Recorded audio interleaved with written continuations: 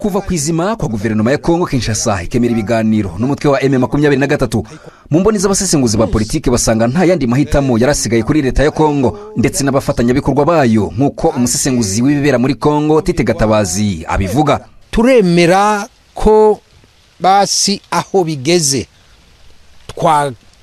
twapfa kuganira nabo, ariko nta bushake burimo, baraseta ibirenge sana.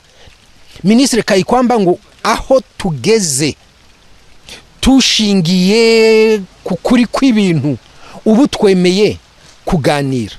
Baraganira iki?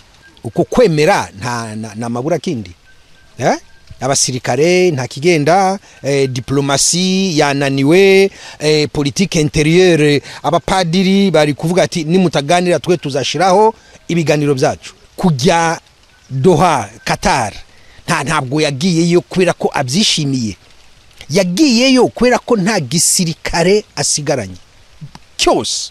FRDC ubu ntituza aho bari, Bazarendo basigaye barinjiye no muri M23, Barundi barihe abamurwaniraga.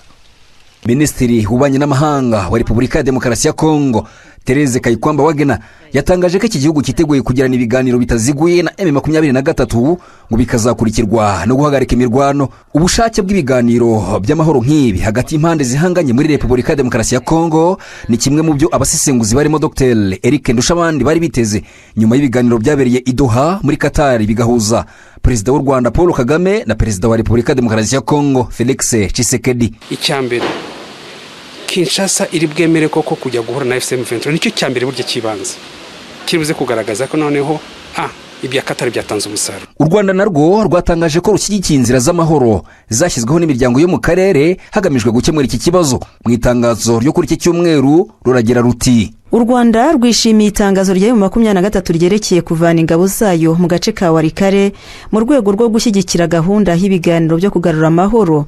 Rwishimiye kandi itangazo rya Repubulika Iharanira Demokarasi ya Kongo rivuga ko ibikorwa byose by'ibitero byakorwaga na FARDC na Bazarendo bihagaritswe.